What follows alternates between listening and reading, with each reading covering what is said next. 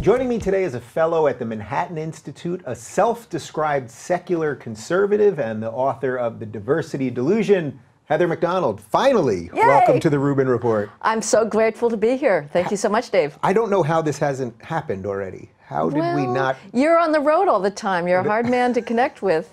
We've been on the road together. We did Berkeley together, and we survived. Surprisingly attentive and polite crowd.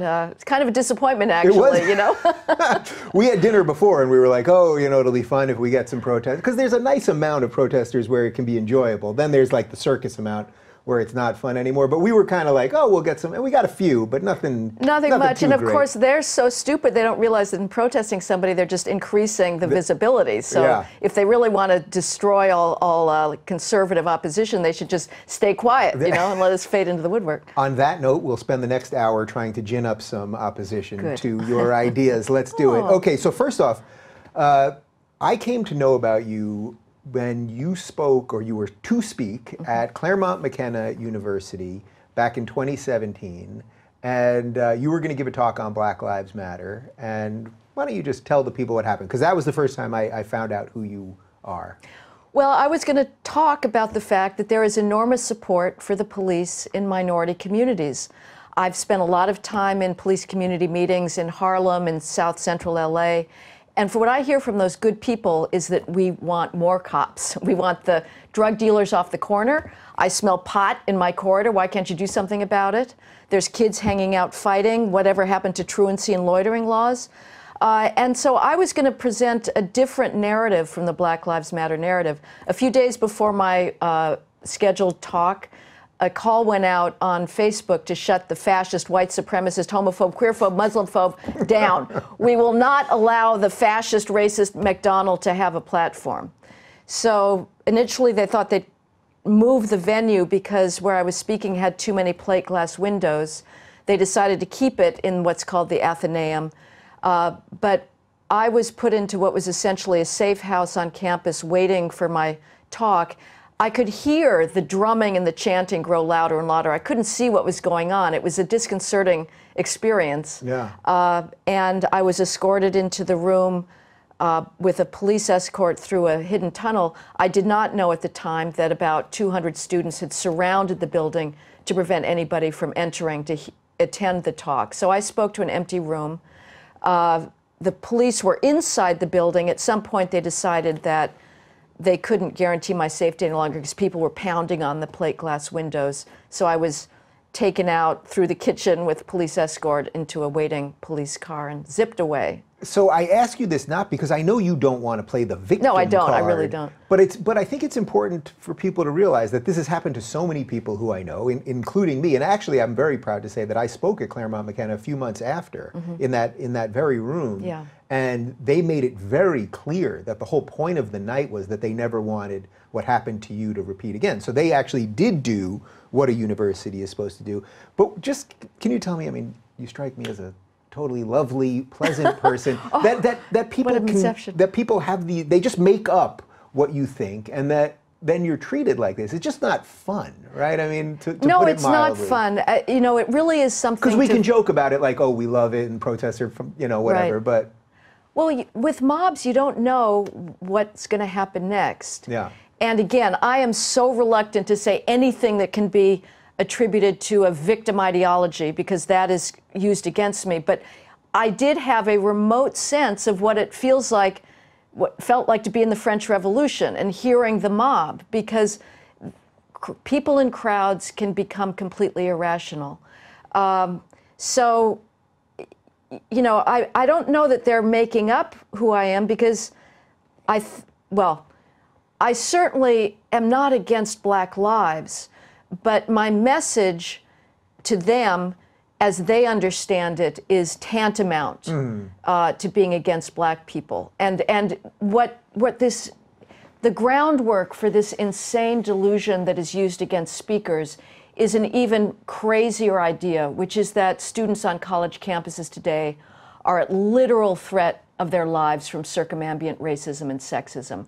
This is a delusional idea that is put into these students' heads sort of K through 12, because the identity politics is happening sooner and sooner, but it is certainly reinforced by diversity bureaucrats on campus that are in a codependent relationship with these narcissistic students who want to elevate their status into the top dog victim on campus. You know, it's funny, I did a talk at University of New Hampshire, and protesters were screaming at me in the middle and disrupting me, and they have no problem using their free speech to infringe on your free speech, of course.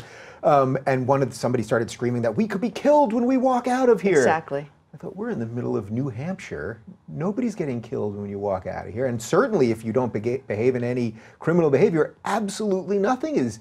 But they've concocted a story in their mind. And it's very hard to deconstruct a story for these people, isn't it?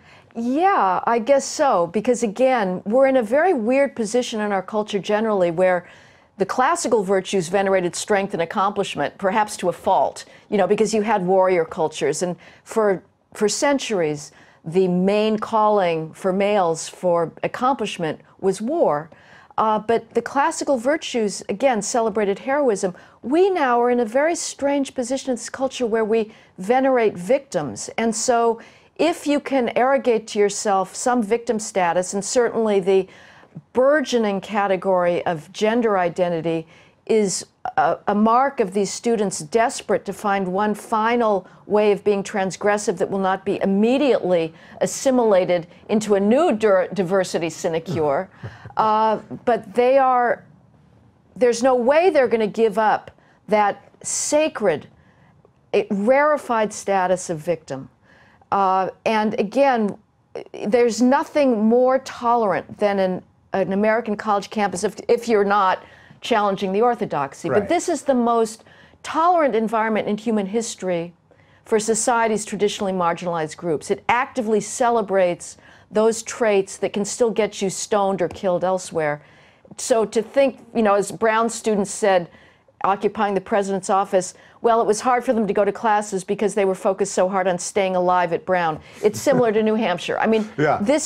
This is certifiably insane thinking. Yeah, and unfortunately, there aren't enough brave professors to push back on this, and then it becomes this self-fulfilling thing, because then the teachers start feeding into it and the whole other thing. So before we go too deep on that, and I want to do all your greatest hits here, because you have no fear talking about really what I think are the hot button issues of the day, but you describe yourself as a secular conservative, and that is not a phrase that I hear very often. And as as I come from the left, and I still consider myself liberal, as I've been more embraced by, say, conservatives, a lot of people that knew me from way back when, they'll go, but Rubin, they're just waiting to turn on you because they're really religious. They don't really like the gays and whatever else. So can you sort of describe how you came to a place that you describe yourself as a secular conservative? Because I don't think people really think that exists.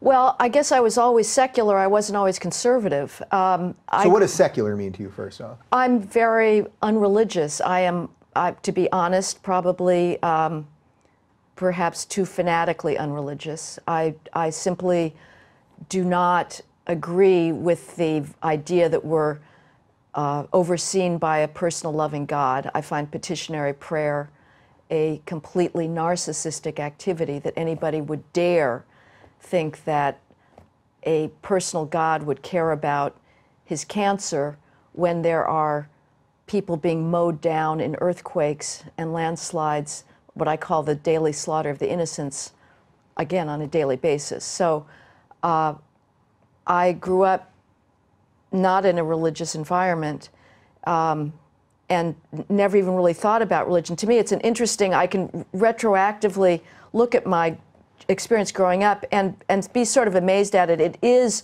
a verification of what religious people talk about with the bi-coastal elites. Because I grew up in LA, I went to a lot of schooling in the East Coast, so I was in kind of a liberal elite culture. I don't recall knowing anybody who was religious until I came to New York in the 90s and started thinking of myself, realizing that I was conservative because I'd always been a liberal by default. And in that environment, especially with National Review, I started meeting religious people for the first time. What did they make of a secular even if you were liberal in a classical sense, but let's say a burgeoning conservative at that point, what did they make of a secular person? Well, I guess my first piece about this was for the American Conservative, and I just wrote a piece saying, you know, the Republicans and conservatives who are so closely yoking conservative ideology with religious belief are making a mistake, because I know a lot of very smart conservatives who are not themselves believers either. And to say that the only way you can be moral is to believe in God, I think is a mistake. So I then had founded a blog called Secular Right that was founded by Razib Khan and others. And I was never a pariah or drummed out of the movement at all. I got some sort of sarcastic comments from major figures like, so how's that atheism thing going, Heather? Right. But I can't say that I was ever really punished for it, but I think I was regarded as a curiosity. Yeah. So obviously we're going to talk about so much of what's wrong with the postmodern left and the progressives, but let's just talk a little bit about what's going on with the right these days, or, you know, broadly, let's say the conservatives, the old school liberals, the libertarians, the rest of it. I'm finding it to be the center-right, let's say, an extremely open group of people who are really willing to do this, dive into ideas and agree to disagree and all of that. Have you always found it to be that way? Well, again, I haven't. I know you're saying you got a little bit of pushback, let's say, or some joking about being. Yeah, that's just joking. It was not malicious, and it was not really serious. Yes, I guess so. Again, I consider myself kind of a latecomer to the right, but I don't think it was ever closed-minded. I think it's now maybe more self-consciously open just because of the growing totalitarianism on the left. So perhaps people are extra careful to, you know, make sure that they're not excluding anybody. But I think if you're trying to push back against some kind of stereotype that the right is a bunch of closed-minded bigots, I've never experienced that. Yeah, I just don't see it anywhere. Right. It's actually quite staggering to me. Okay, so let's just plow through a whole bunch of topics. So we touched a little bit on policing already, and the black community. Is there anything else you wanted to add to that generally? Well, just the Black Lives Matter narrative is false. End stop. We are not living through an epidemic of racially biased police shootings of black men. The core flaw of any left-wing anti-cop rhetoric or the mass incarceration meme is the failure to find the proper benchmark for evaluating police behavior. Inevitably, policing is compared to population ratios. So let's say in New York City, about 50% of all pedestrian stops are of blacks. Blacks are about 23% of the population. A Black Lives Matter activist or an academic often would say that shows the police are racist. Wrong benchmark. The benchmark is crime. Policing is crime-driven. Blacks in New York City commit 71% of all shootings. If you add Hispanic shootings to black shootings, you account for 98% of all shootings in New York. Whites are 34% of the population. They commit 2% of shootings. So that's the basic fallacy.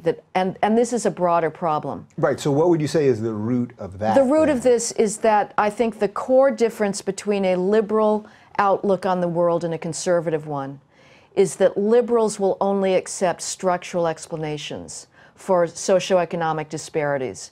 They will not ever accept a behavioral explanation, that there are behaviors, cultures that are different, that explain poverty rates, say.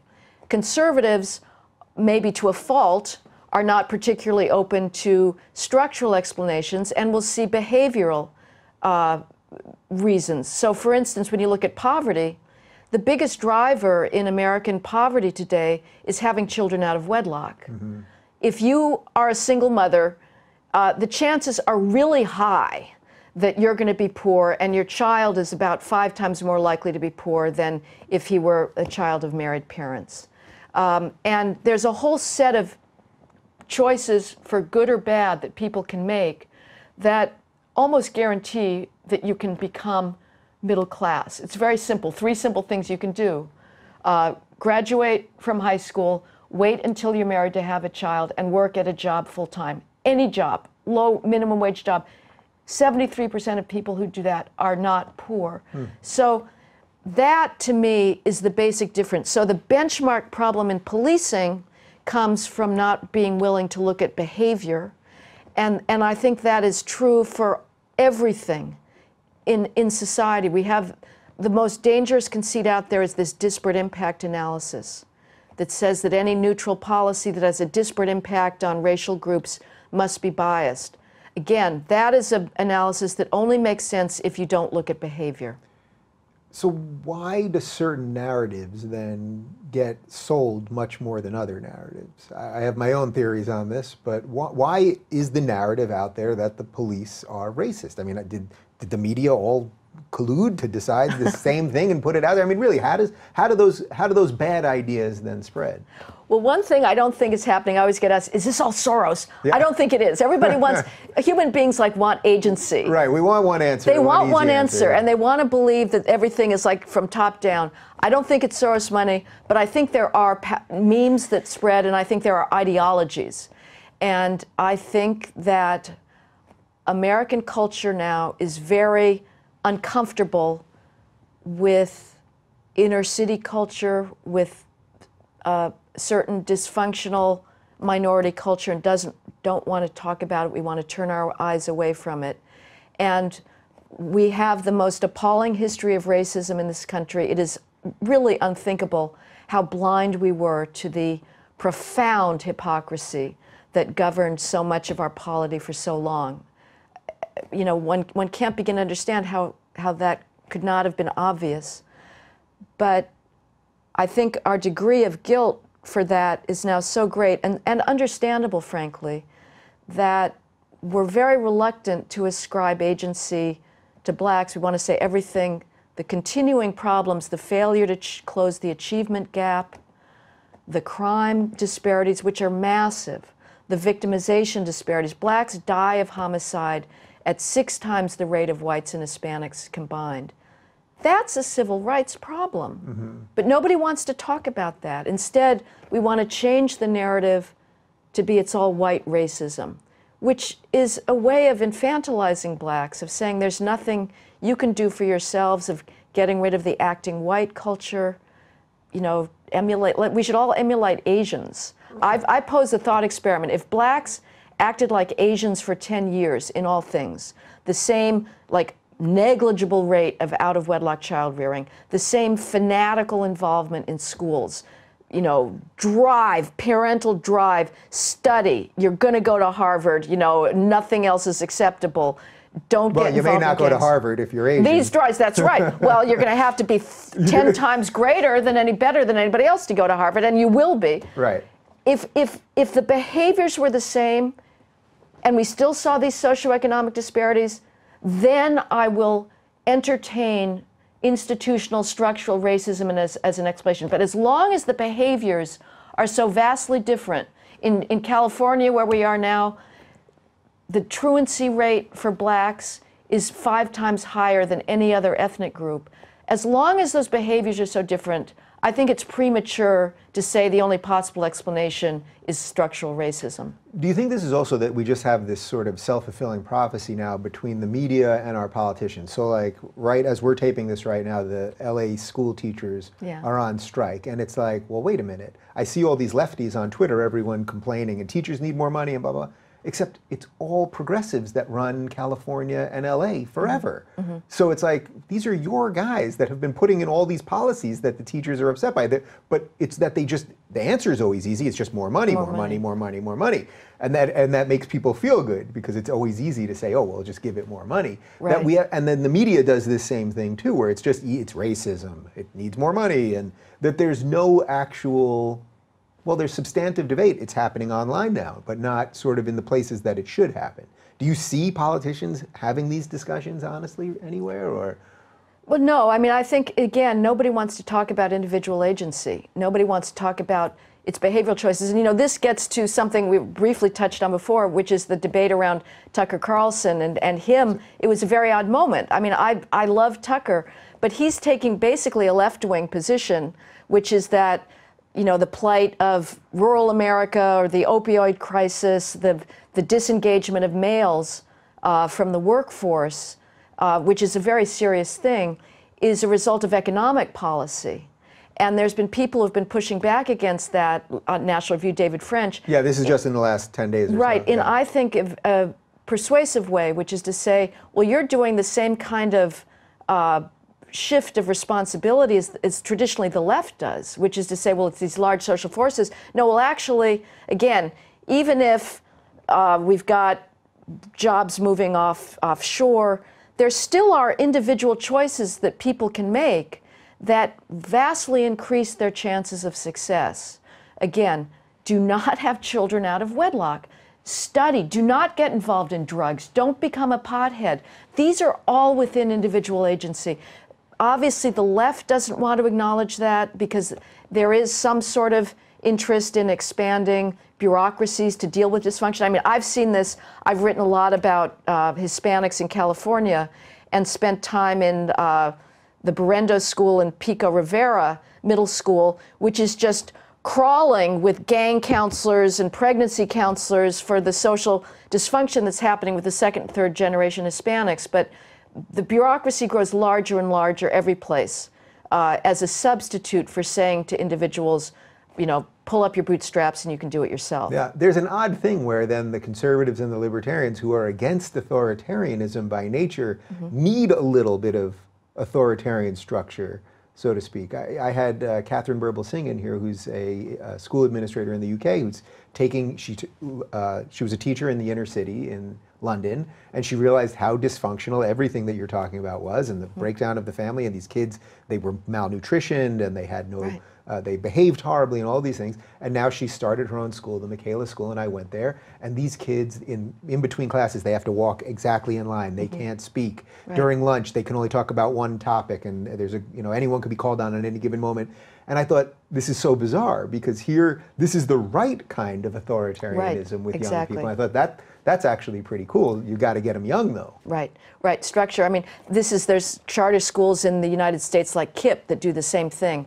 You know, everything is scripted because the families are so dysfunctional now. Again, predominantly single mothers, although there's obviously, let me just put in the disclaimer, there are heroic single mothers out there who are doing the right thing by their children, but I'm sorry, on average, I'm not talking about you individual, I'm talking on average, it's the worst thing you could do for your kid not to have the father at the home. But yes, this is the last chance these kids have to get socialized. And the tragedy, again, to bring back to the disparate impact idea, something that we've just been going through with Trump's education secretary, the Obama administration had this idea that was already bubbling on the progressive left in education schools that if black kids are disciplined more than white kids, that must be because of teacher racism. Again, you are not allowed to look at behavior. This is the key. The left will never look at behavior. And so the fact that black kids commit homicide at 10 times the rate, black teenagers between the ages of 14 and 17 commit homicide at 10 times the rate of white and Hispanic male teens combined, according to federal data on homicide, which is the gold standard. I mean, there's nothing, you know, at all a wiggle room in this data. That type of disparity in socialization that leads to those types of homicide disparities shows up in the classroom as well, as any inner city kid can tell you. The Obama rule said you may not discipline black kids more. And as a result, kids are running amok in schools. They're attacking their teachers. So basically you just put these arbitrary rules in that clearly don't fit what is actually happening, but it makes you feel good. It makes you blame whites. Everything, it's all the product of white racism. So yes, I'm all for informal structure. If a family cannot do it, I mean, Aristotle, again, this gets back to the secular right thing. I hear that people say, well, how do you raise a moral kid without religion? Aristotle said virtue is habit. And I don't know, I was not raised in a religious family, but is it really the case that a parent says to his 5-year-old son, don't hit your 3-year-old brother because Jesus said not to? Or is it just, do not hit your 3-year-old brother? You know, I think the authority from parental authority is sufficient. And you acclimate children to a set of behaviors that are self-controlling, deferring gratification by just teaching this is how we behave and through the inculcation of habit. I don't think in raising children, I just can't imagine at what point you need to invoke the Ten Commandments. I think that a lot of these behaviors, the golden rule is something that Kant talked about as something that is pretty innate to a understanding that humans develop of what is needed to function in a relatively civil society. Yeah, I have to tell you, this is such an example of why I love doing this show, because just an hour before sitting down with you, I don't know if you know him, but I had Dr. Everett Piper on, who's the president of Oklahoma Wesleyan University. And you guys probably agree on politics at like 99%. And yet he's religious, and a lot of what we talked about was from a religious perspective.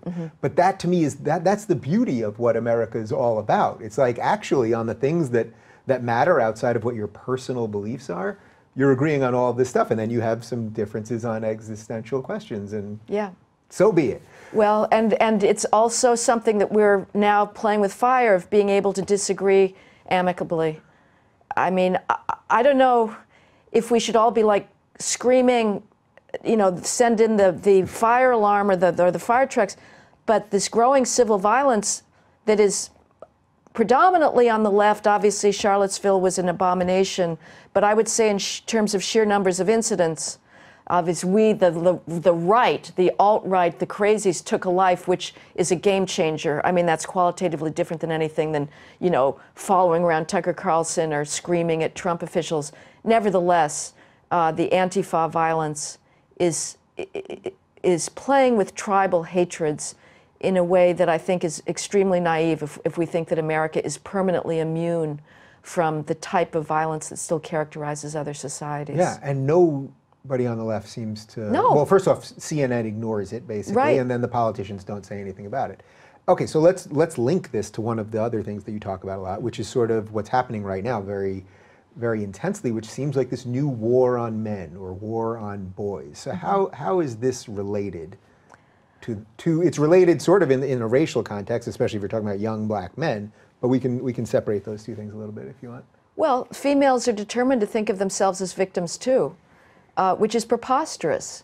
There is not a single mainstream institution in the society, whether it's a university, a bank, a law firm, a government agency, a foundation, K through 12, that is not, well, K through 12 probably not, because there you've got a superabundance of females, but every mainstream institution is trying to hire and promote as many females as possible.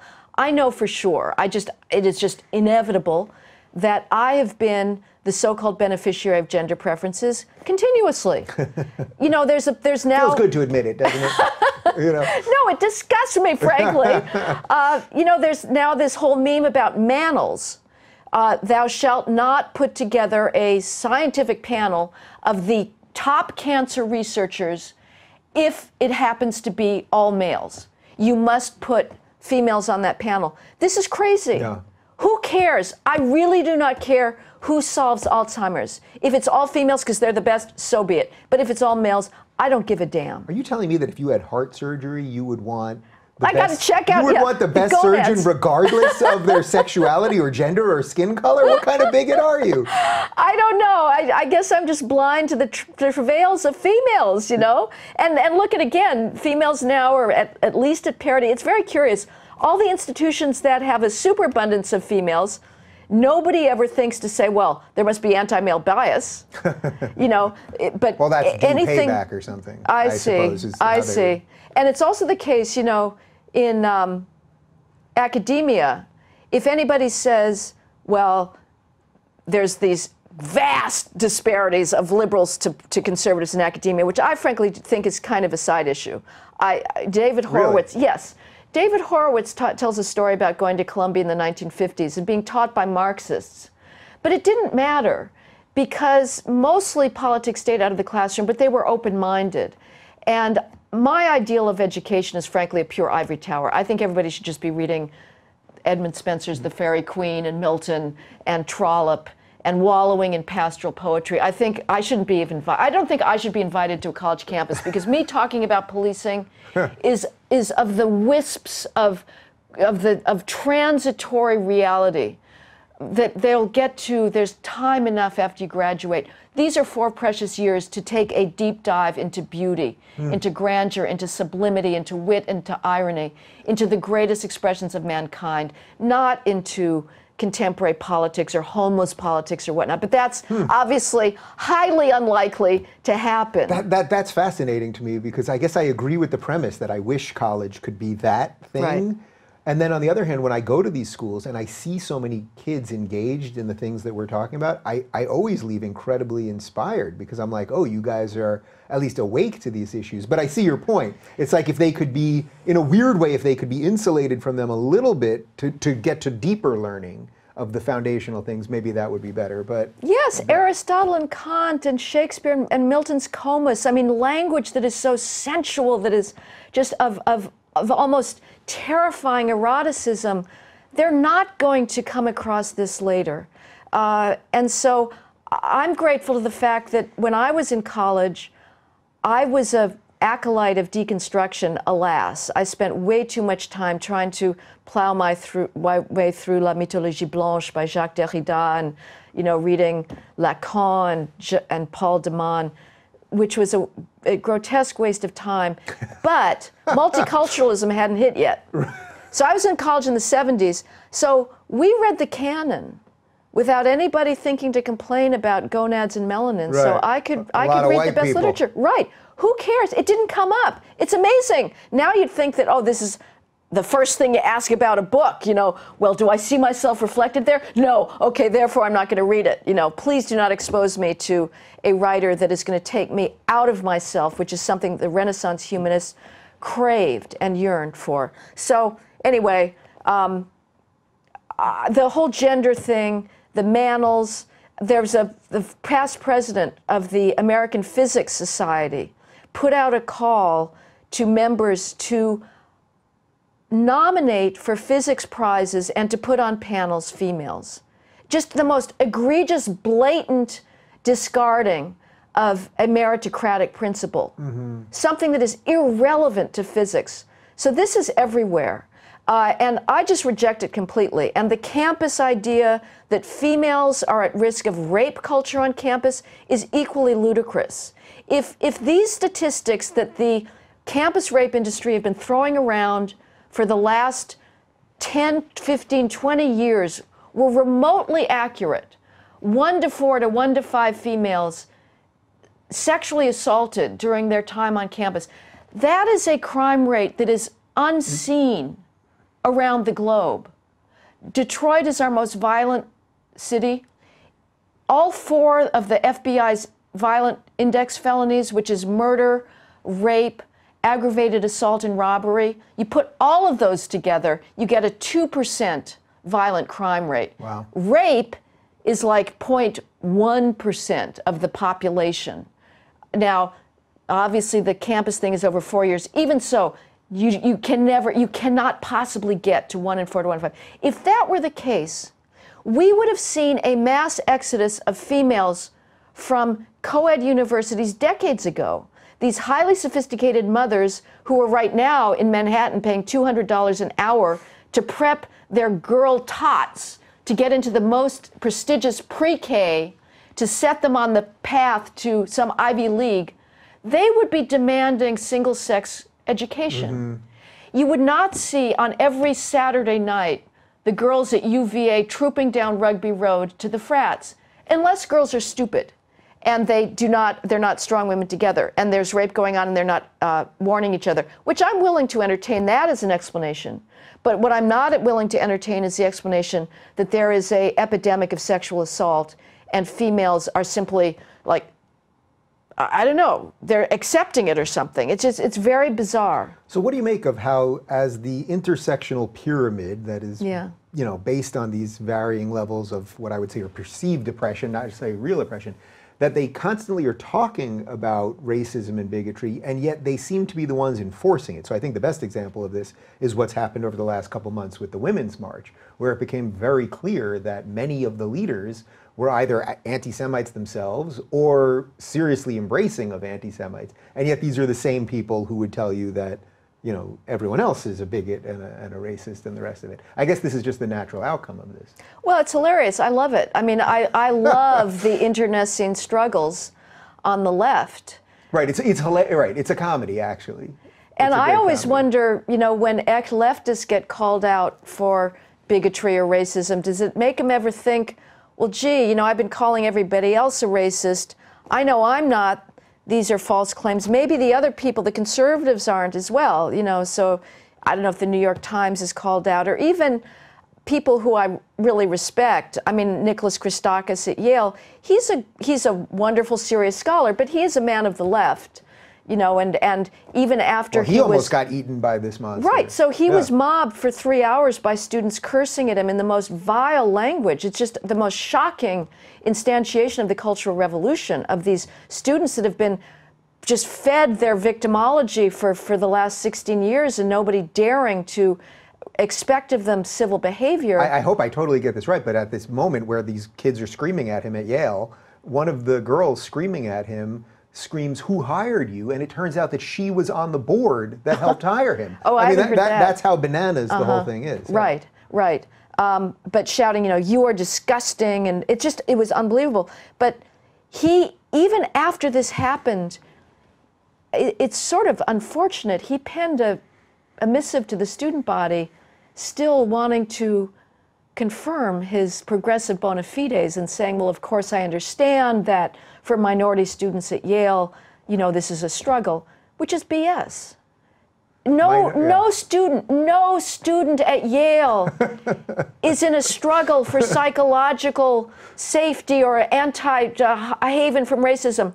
Yale, again, it is the most progressive environment in human history. So you know what we've seen with Brett Weinstein and whatnot, they now are realizing they're making broader affiliations. Yeah, well, it's funny. When I do stand-up now, I usually bring one of the IDW crew with me. You should join me for one of them. I'd love to. But I bring Brett on several times, and most of my audience now is libertarian or conservative or old school liberal, and he still describes himself as a progressive, and they love him. And even though there's an absolute disagreement on plenty of the issues, and we get into all of it, from climate change to everything else, the audience cheers and applauds him. And I always tell him, I go, Brett, you know, you do know that we couldn't get 5 progressives to show up anywhere for us. Right. So that does tell you something about the tolerant crew. All right, moving on from hot button to hot button, because we're in a little bit of a time issue with you today. Let's talk about immigration, because this is obviously the thing at the moment. What is your stance on immigration? Well, I think low-skilled mass immigration is not a good thing for this country. I think it's absolutely a country's prerogative to define who comes into the country. It is not for people outside of the country to make a de facto immigration policy by their decisions to come into the country illegally. And, you know, the left will not talk about the effect on Americans' wages. It's quite bizarre. You know, Cesar Chavez, the farm worker organizer, was completely against illegal immigration because he realized that it undercuts the wages of American Hispanics and blacks. Barbara Jordan, a black congressman in '94, chaired an immigration panel totally against the levels of low-skilled immigration we had, saying it's affecting America's working classes the hardest. And I think that we're bringing in a culture that is not in our current environment with its monolithic flows from the Central America and Mexico. It's not assimilating, and what I've been reporting on for a decade now is the downward assimilation of the second and third generation of Hispanics into an underclass culture. You know, the conservative happy face narrative is Hispanic family values. Well, Hispanics have the second highest out-of-wedlock child-rearing rate after blacks. Blacks, it's about 71% of all black children are born to single parents. With Hispanics, it's 53%. That's really high. When Daniel Patrick Moynihan wrote his extraordinarily prescient alarum about black family breakdown in 1965, and he said, as long as so many black boys are being raised without fathers, we are not going to close the economic gap. We are not going to make further progress on civil rights because these boys are not being socialized. At that point, the black out-of-wedlock birth rate was 23%. Moynihan thought that was a crisis. Right now, it's 71% for blacks, and for Hispanics, it's twice that.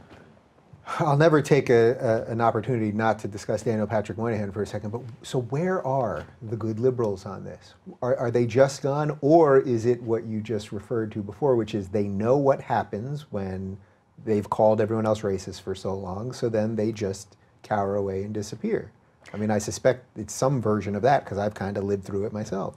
Where are they on this being immigration or on out of wedlock, the family breakdown? Well, on almost everything we've discussed here so far, where are the good liberals of today? Well, again, they will not talk about behavior. That is the dividing line. Moynihan could. He could say, look, there are behavioral, at this point, from here on out, we're going to see predominantly behavioral. Not that obviously in the 60s there was still just egregious racism, but it was possible to say, although, you know, even back then, he was immediately turned into a pariah. Mm-hmm. So things weren't so great back then. It was just mobbed, and that report, which could have, if it had been embraced and brought into the public discourse, would have meant that we weren't here today having to write these phony narratives about the fact that we still have this achievement gap and crime gap and incarceration gap.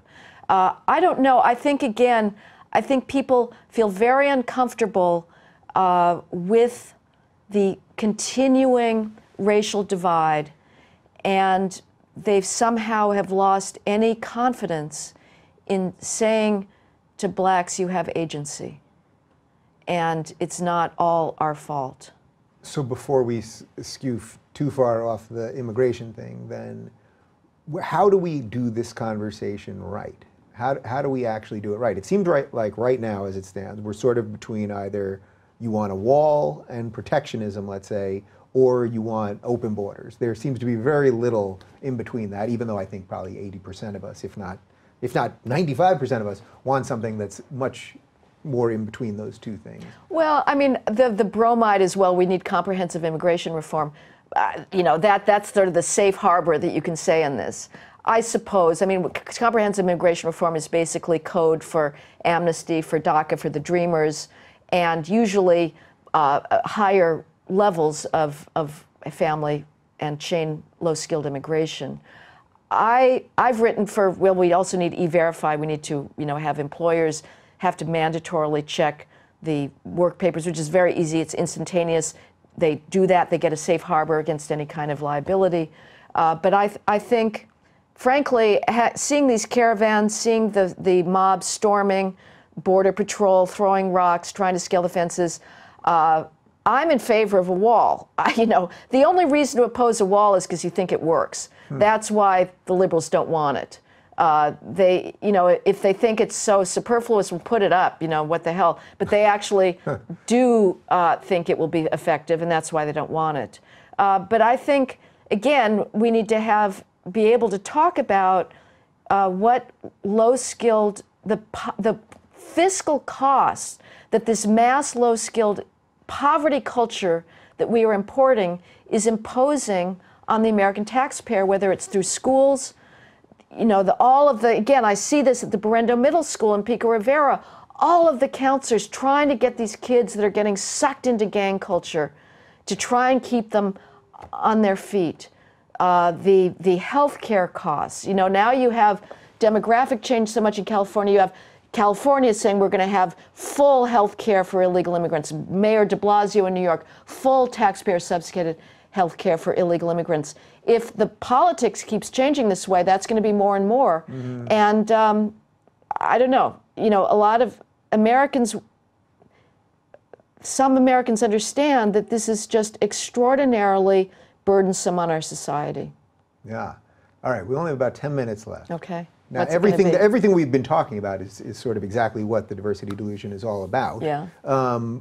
But if I had to pick one thing to end on here out of the book, what should we go with here? Because I could do 20 more topics with you about all of this. But these things are all so interestingly linked together, obviously. Well, I would say the diversity mania, the sort of equation of the diversity mania, which is present now both in universities and abroad, outside of universities, is race and gender, the most important things about the self. I completely disagree with. I can tell you, being female is not an accomplishment. It is not a particularly interesting status as far as I'm concerned. Most important thing about the self, discrimination based on those characteristics is the defining feature of American society. See Ta-Nehisi Coates, the American academic idol and the idol of the establishment, who says that destroying the black body is the very essence of America. And third, that any lack of proportionality of race and gender in any institution is by definition the result of sexism and racism. That idea now, it defines university culture, but it is now spreading into the sciences. That's what I think is the most concerning and the most amazing, because a lot of optimists, the people Yes. who want to see, you know, oh, this is fine. There's all these firewalls. Yeah. The firewall, whether it's the free market, it's corporations, they'll never do this, or it's science. The sciences are never going to be taken care, you know, they'll never be taken over by identity politics. Wrong. The National Science Foundation is spending billions of taxpayer dollars funding gender studies professors to study intersectionality and microaggressions in engineering and math. This is insane. You have Google, you know, firing engineers who dare to challenge the feminist orthodoxy. I have worked out, I'm collecting a series of natural experiments testing the discrimination hypothesis when it comes to gender. Because again, we look at Google and we see 20% female engineers at Google and other high-tech firms. The diversity explanation is that's because Google's gatekeepers are sexist. They are simply unable to spot engineering talent when it comes with female gonads. So what we need to test the discrimination hypothesis are institutions with no gatekeepers that are wide open. And I'm collecting examples of these. And what they show is that there are natural differences between males and females when it comes to appetite for competition, drive, and yes, high-end math skills. Wikipedia, blind editing, it's open to anybody. There are no gatekeepers. Anybody can edit or write a Wikipedia entry. Let me guess, 50-50 man and woman. No! Oh, right, what is it? Come on down. 13% females. The female entries are really weak. Nobody's keeping them out. I noticed this for Scrabble championships. Females predominate among casual, amateur home Scrabble players. There have never been a female Scrabble championship. Spelling, no, that's the geography bees. The winners are males. It goes on and on and on. History bees, the winners are males. These are things without gatekeepers. The fact of this, Silicon Valley, the drive that we see to create these startups, you guys in the intellectual dark web are predominantly male. That's not that there are not individual females out there with as much competitive drive, as much empire building. Let's take risks. But one of the things that got James Damore fired from Google for his infamous 10-page memo suggesting that there may be non-discriminatory reasons for the lack of 50-50 gender parity at Google, he talked about some of the big 5 personality traits, and he used this phrase, neuroticism. And to the lay ear, this sounded very offensive. And he said females are more neurotic. This is a common term in psychology. This has been around for decades. That's one of the big 5 traits. Right. And it turns out that females are more risk averse and they worry more. And there might be biological and historical reasons for this. Yes. Yeah. So it's interesting, I'm sure you know about this, but over the last couple months where Jordan and I have been traveling, we went to Sweden. And now everyone on the left and all the socialists, they always point to Sweden as the place where they're doing everything right in Sweden. Right. And Sweden, which has done egalitarianism right. There's no doubt about it. They have been completely equal, men and women. Well, now they've found out that for whatever reason, men still want to be engineers and women still want to be nurses. Right. So now they ran the experiment properly in that they made a truly egalitarian society. But the postmodernists and the leftists and the progressives won't let them take the results of the experiment that they did right, and now they're trying to rejigger the society again. Right. And it's just absolutely incredible. It's incredible, and again, if there's more females than males in an institution, that's fine. And let me just finish the with the conservative to liberal ratio in academia. if you point that out to the liberals in academia, that in some faculties you have 100 to 1 liberal to conservative ratio, what they will say is, well, conservatives are just not interested in these fields, or they're not as smart. Explanations that they will not accept for why females gravitate towards more hands-on, relational, human-centered work, and they're just not as interested in perhaps being coders at 2 a.m. with cold pizza in some ugly computer science lab. That the science geeks are predominantly males, and they're probably on the spectrum. So what? Get over it. Who cares? Big damn whoop. All right, you're super busy, so all right, we're going to do this again for sure, because I feel like we just got warmed up here. Great. But let's end on, give me something positive out of this. For the people that see all this, that are truly worried about it, that are emailing me every day, that care about these conversations, what are the signs that we might be getting some wins here, or that enough people are starting to wake up to this craziness? Well, your audience, I think. I mean, there really are people out there. The universities, people are operating under terrified silence. I hear from professors, I hear from faculty. It is unbelievable. Yeah. It's like Stasi. It's like East Germany or Russia. People are afraid to speak in a university which purports to be the model of human discourse. But there are people that are pushing back against it. And all I can say is we are not going to beat this thing unless we push back against the narrative that any disparities in representation are due to racism and sexism. As long as that narrative wins, the push for quotas, the destruction of scientific meritocracy is going to continue. And China is going to end up whooping our ass when it comes to technological innovation, because when it comes to science, they care about only one thing: can you do the engineering? Very strange. The people who are obsessed with our differences seem to want us to be the same more than anybody else. Right. It's very Can't expect bizarre. Individuality. It's been a pleasure, Heather. I'm sorry this was so quick. We're going to do it again Thank for you, sure. Dave. And for more on Heather, you can follow her on Twitter @HMD@MI.